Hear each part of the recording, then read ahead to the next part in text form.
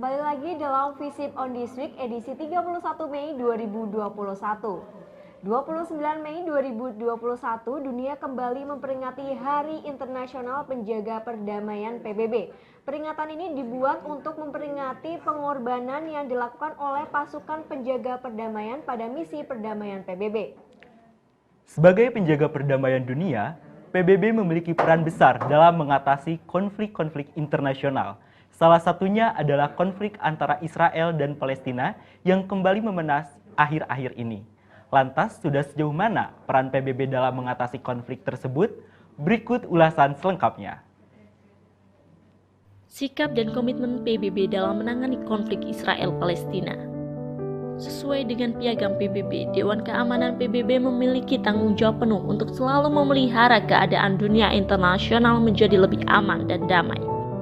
Perserikatan Bangsa-Bangsa atau biasa disingkat dengan PBB sebagai mediator untuk mendinginkan situasi yang terus memanas antara Israel dengan Palestina.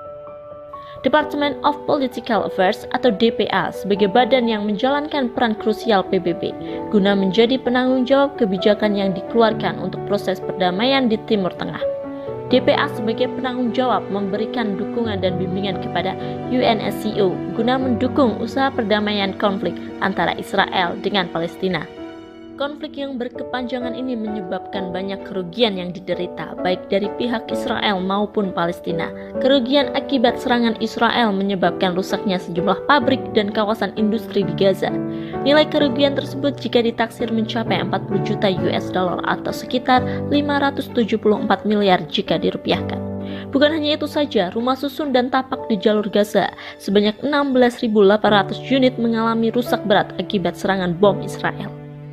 Tidak hanya Palestina saja yang mengalami kerugian, Israel juga mengalami kerugian dengan rusaknya salah satu pipa minyak perusahaan energi milik negara yang terkena roket Hamas. Nilai kerugian ditaksir mencapai 166 juta US dollar atau sekitar 2,3 triliun rupiah. Untuk kesekian kalinya PBB mengadakan sidang untuk menentukan sikapnya atas konflik yang terjadi antara Israel dengan Palestina. Bersama perwakilan dari berbagai negara anggota, PBB terus mencari cara guna menyelesaikan konflik tersebut. Dalam sidang darurat tersebut yang dilaksanakan pada tanggal 21 Mei 2021, gagasan dan usulan dari negara anggota terus-menerus berdatangan. Salah satu yang memberikan gagasan yaitu Shah Mahmud Qureshi sebagai Menteri Luar Negeri Pakistan.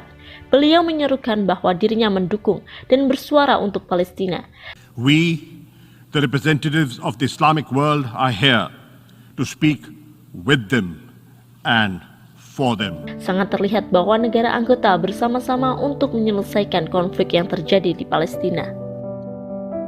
Retno Marsudi sebagai Menteri Luar Negeri Indonesia turut menyerukan agar PBB mengambil 3 sikap guna meredam konflik antara Israel dengan Palestina. 3 sikap yang diminta yaitu agar PBB membentuk tim internasional di Yerusalem.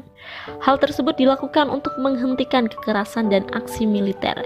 Kemudian, adanya kepastian akses kemanusiaan dan perlindungan rakyat sipil yang sudah diblokade lebih dari 13 tahun. Dan yang terakhir, PBB diminta untuk mendorong dimulainya kembali negosiasi multilateral yang kredibel.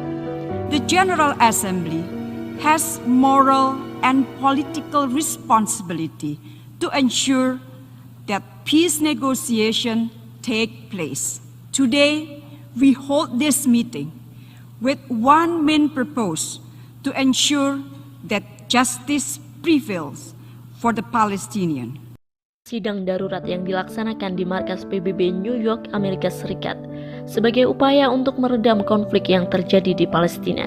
Antonio Guterres sebagai Sekjen PBB mendesak untuk dilakukannya negosiasi untuk menentukan status Yerusalem guna menemukan solusi untuk kedua belah pihak negara. We must work towards a resumption of negotiations that will address the status of Jerusalem and other final status issues, end the occupation, and allow for the realization of a two-state solution on the basis of 1967 lines, UN resolutions, international law and mutual agreements, with Jerusalem as capital of both Israel and Palestine.